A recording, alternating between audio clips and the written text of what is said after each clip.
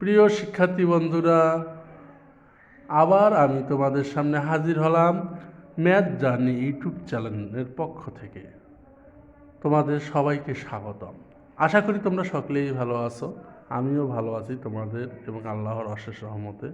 যাই হোক, আমি গত ক্লাসে তোমাদের আলোচনা করেছিলাম আমরা কিভাবে চতুর্থ ভাগের হিসাব করব, অর্থাৎ কোন কোয়াড্রেন্টে কোন মানটি বসাবো, সেটা নিয়ে আজকে আমি তোমাদের বিস্তারিত আলোচনা করব। তোমরা দেখতেই পাচ্ছ এক্স ও এক্স ড্যাশ অক্ষরেখা এবং ওয়াই ও ওয়াই ড্যাশ অক্ষরেখা যে বিন্দুতে মিলিত হয়েছে সেই মিলিত বিন্দুটার নাম হচ্ছে মূল বিন্দু। মূল বিন্দুর স্থানাঙ্ক 0,0, যার একটাকে বলা হয় ভুজ, ডান পাশেরটাকে বলা হয় কোটি আর বাম পাশেরটাকে বলা হয় ভুজ। এখন আমরা এই যে চারটা ঘর দেখতে পাচ্ছি, এই চারটা ঘরকে আমরা ইংলিশে চারটি কোয়াড্রেন্ট বলবো। এটা ফার্স্ট কোয়াড্রেন্ট বা প্রথম ঘর, সেকেন্ড কোয়াড্রেন্ট বা দ্বিতীয় ঘর, থার্ড কোয়াড্রেন্ট বা তৃতীয় ঘর, ফোর্থ কোয়াড্রেন্ট বা চতুর্থ ঘর। ফার্স্ট কোয়াড্রেন্টে অল পজিটিভ। অল পজিটিভ বলতে কি বোঝায়? All positive. সেকেন্ড কোয়াড্রেন্টে সাইন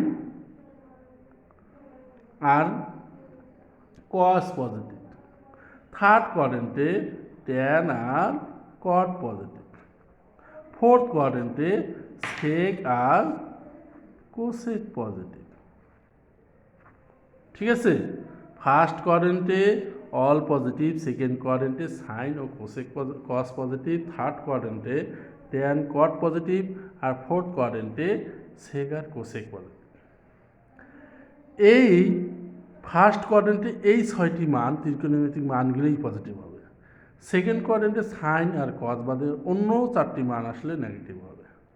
থার্ড কোয়াড্রেন্টে ট্যান এবং কট বাদ দিয়ে অন্য চারটি মান আসলে নেগেটিভ হবে। এবং ফোর্থ কোয়াড্রেন্টে কোসেক আর সেক বাদ দিয়ে অন্য কোনো মান আসলে সেটা কি হবে? নেগেটিভ হবে। তাহলে দেখা যাক আমরা কোয়াড্রেন্টের হিসাব কিভাবে কোন কোয়াড্রেন্টে যায় আমরা আর একটু চেষ্টা করি। মনে করো সাইন 540 ডিগ্রি। এই সাইন 540 ডিগ্রি আমরা মান বের করব।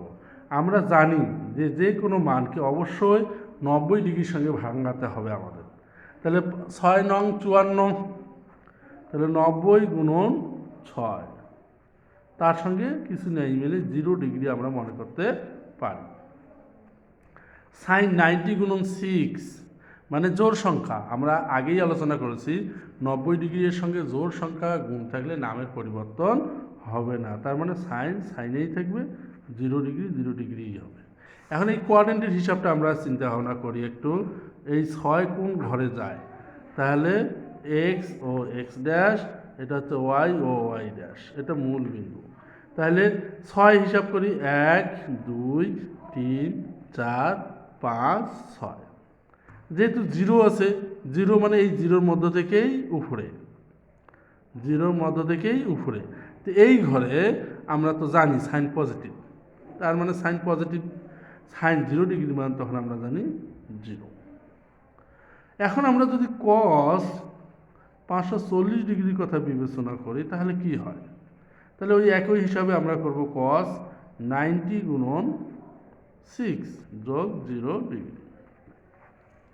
তাহলে 90 গুণন 6 মানে জোড় সংখ্যা, তাহলে নামের পরিবর্তন হবে না, কস কসেই থাকবে, 0 ডিগ্রি অবস্থান। এখন কোন কোয়াড্রেন্টে অবস্থান করে? 1 2 3 4 5 6। তাহলে এখানে 6, এখানে সাইন আর কোসেক পজিটিভ, কোসেক পজিটিভ আর ট্যান আর কট বা কজ আর সেক নেগেটিভ ওই ঘরে। তাহলে কসটা হচ্ছে কি নেগেটিভ, তাহলে কস 0 ডিগ্রি হচ্ছে, কস 0 ডিগ্রির মান হচ্ছে -1। ঠিক আছে? তোমরা বুঝতে পারছো বিষয়টি?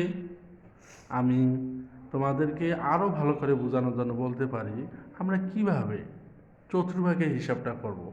তা আর একটা ছন্দ আছে, তোমরা সহজে মনে রাখতে পারো, যে ছন্দটা হচ্ছে all student then take chemistry, take chemistry.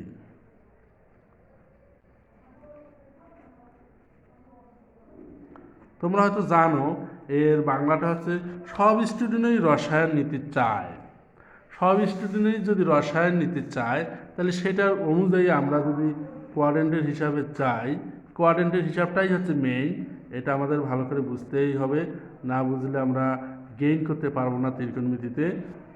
সেই অনুপাত অল বলতে এখানে অল পজিটিভ, স্টুডেন্ট বলতে এখানে সাইন আর কোসেক পজিটিভ, আর টেক বলতে ট্যান আর কট পজিটিভ, আর কেমিস্ট্রি বলতে কজ আর সেক পজিটিভ। এই মানগুলো বাদ দিয়ে অন্য কোনো মান আসলে আমরা সেগুলোকে কি মনে করব? নেগেটিভ। বুঝতে পারছো? তাহলে তোমাদের এই সূত্রটা অবশ্যই ভালো করে মনে রাখতে হবে এবং এটাকে বেশি বেশি করে স্মরণ করে তোমাদের ত্রিকোণমিতির অঙ্ক এগিয়ে যাইতে হবে। আমরা আরও একটি সূত্র মনে রাখতে পারি, এই সূত্রটি দিয়ে মাঝে মাঝে অঙ্ক আমাদের লাগে। আমরা মনে করতে পারি সাইন অফ মাইনাস থিটা সমান লেখা যায় minus sine theta, cosec of minus theta সমান minus cosec theta, tan of minus theta minus tan theta, cot of minus theta minus cot theta, cos of minus theta plus cos theta, sec of minus theta তার মানে plus sec theta. ছয়টি ত্রিকোণমিতিক অনুপাতের মধ্যে sign cosec tan কট এরা minus sine নিতে পারে না, আর কজ আর সেক মাইনাস সাইন নিতে পারে বিধায় কজ আর সেকের ক্ষেত্রে মাইনাস সাইনটা প্লাস হয়ে যায়, আর সাইন কোসেক ট্যান কটের ক্ষেত্রে মাইনাস সাইন আকারেই থাকে। এটা অবশ্যই তোমাদের মনে রাখতে হবে, কারণ ত্রিকোণমিতির অঙ্ক করতে গেলে এই সমস্ত খুঁটিনাটি বিষয়গুলো তোমাদের সামনে আসবে, তখন তোমাদের হোপলেস হলে চলবে না। তোমাদের সামনে এগিয়ে আসার জন্যই তোমাদের এই সূত্রটা আমি আলোচনা করলাম। তাহলে তোমরা অবশ্যই বুঝতে পারতেছো এই ধরনের অঙ্ক আমরা কীভাবে করব। আজকে তাহলে এই পর্যন্তই। সবাই ভালো থাকো, সুস্থ থাকো।